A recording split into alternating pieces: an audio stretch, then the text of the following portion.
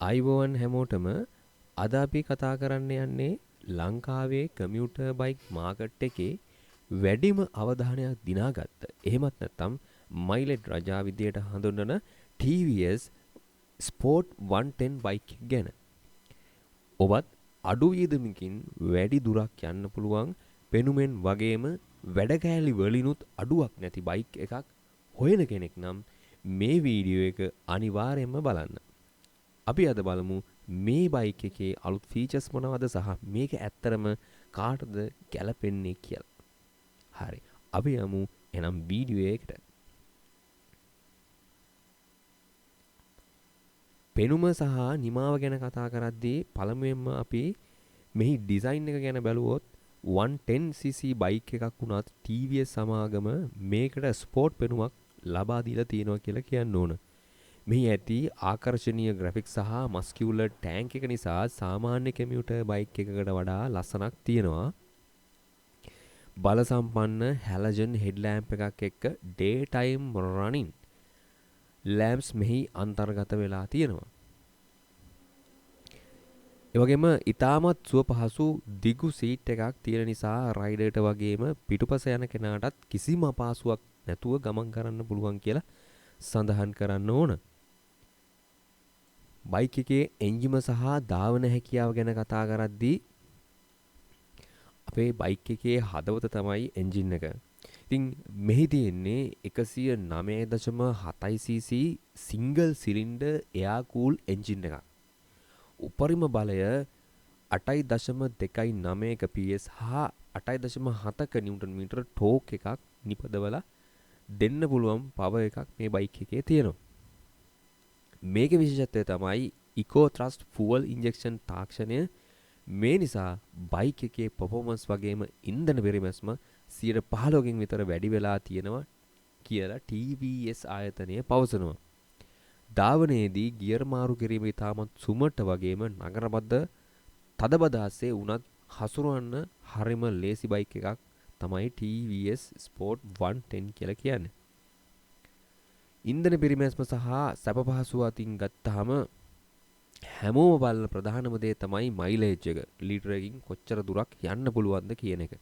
TVS Sport කියලා කියන්නේ mileage අතින් වාර්තාවක් තියපු බයික් එකක්. සාමාන්‍ය පාවිච්චියේදී ලීටරයට කිලෝමීටර 70වත් 75ත් අතර මයිලේජ් එකක් බලාපොරොත්තු වෙන්න පුළුවන්.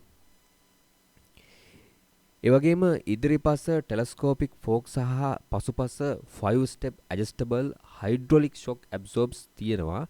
ඒ නිසා ගොඩ ඇලි සහිත පාරවල් වල වුණත් සුව පහසුවට යන්න පුළුවන් තත්ත්වයක් හදලා දීලා තියෙනවා. මේ බයික් එකේ ෆීචර්ස් සහ සේෆ්ටි ගැන කතා කරද්දී ආරක්ෂාව ගැන කතා කළොත් මෙහි තියෙන SBD එහෙම නැත්නම් සින්ක්‍රොනයිස් බ්‍රේකින් ටෙක්නොලොජි පද්ධතියක් තියෙනවා. ඒ කියන්නේ පිටුපස බ්‍රේක් එක යොදන විට ඉදිරිපස බ්‍රේක් එකත් යම් ප්‍රමාණයකට ක්‍රියාත්මක වෙනවා. ඒක බයික් එක ලිස්සා යෑම අවම කරනවා. මොකද එක රෝදයකට විතරක් වැඩිපුර බ්‍රේක් විශේෂයෙන් පස් සහ රෝදයට සහ ඉස්සරහ රෝදයට කුමන හෝ රෝදයකට වැඩිපුර බ්‍රේක් වැදුනොත් බයිසිකලේ ලිස්සලා යන්න පුළුවන්. උදාහරණයක් විදිහට වැස්ස වෙලාවකදී වගේ. ඉතින් මේක වැදගත් වෙනවා අන්න ඒ වගේ අවස්ථාවලදී ලිස්සලා බැටරි එක නවත්තන්න. තවද ඇනලොග් ඉන්ස්ට්‍රුමන්ට් ක්ලස්ටර් එකක් ඉකෝ සහ පවර් කියලා ඉන්ඩිකේටර් දෙකක් තියෙනවා. ඔය ඉකෝ මූඩ් එකේ පදවනම් උපරිම තෙල් පරිමැස්මක් බලා ගන්න පුළුවන්.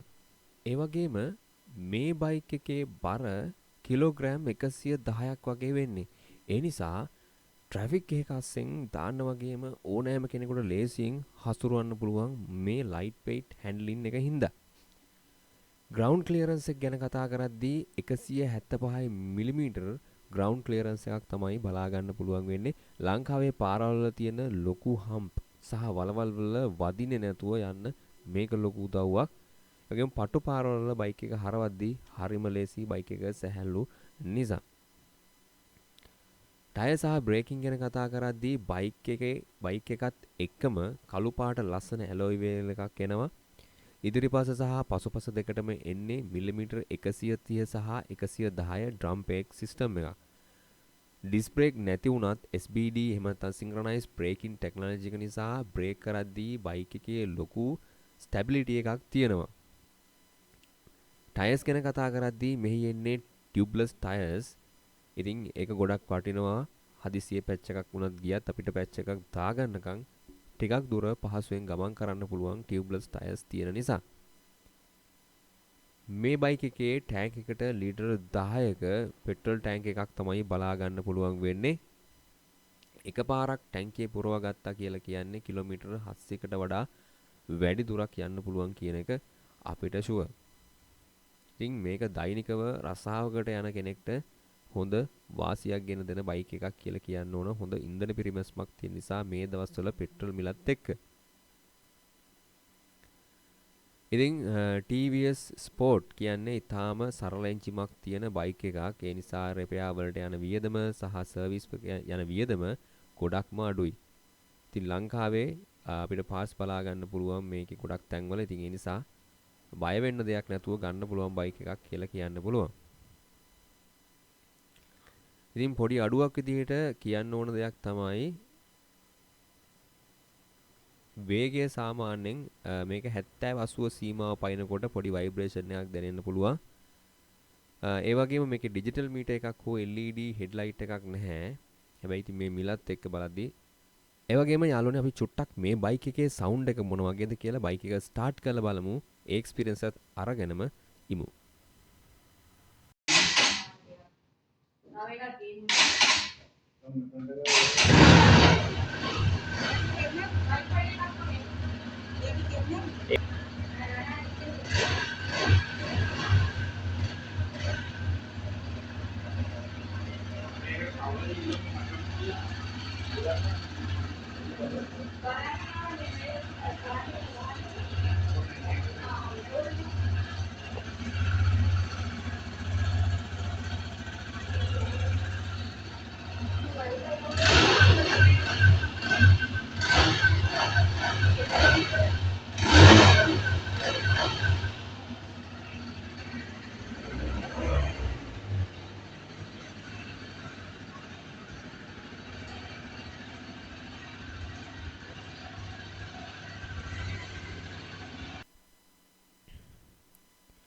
ඉතින් අවසාන වශයෙන් කිව්වොත් ඔබ දිනපතා රැකියාවකට යන කෙනෙක් නම් එහෙමත් නැත්නම් ඩිලිවරි සේවාවක නියුතු කෙනෙක් නම් TVS Sport 110 කියලා කියන්නේ ලංකාවේ පාරවල් වලට හොඳම ආයෝජනයක්.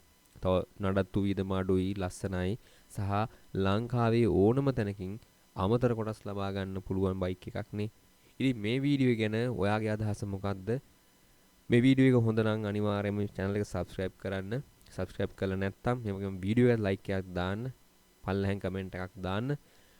දැනති යාළුවන්ටත් දැනගන්න share කරන්න කියලා මතක් කරන ගමන් මේ වීඩියෝ එකෙන් මං අද ඔබගෙන් සමුගන්නවා. එහෙනම් අනිවාර්යයෙන්ම තවත් අලුත් වීඩියෝ එකකින් හම්බෙන්න බලාපොරොත්තු වෙමින් ආදර සමුගන්නවා. එහෙනම් ගිහිල්ලා එන්නම්. මම කැමු හැමෝටම ජය වේවා.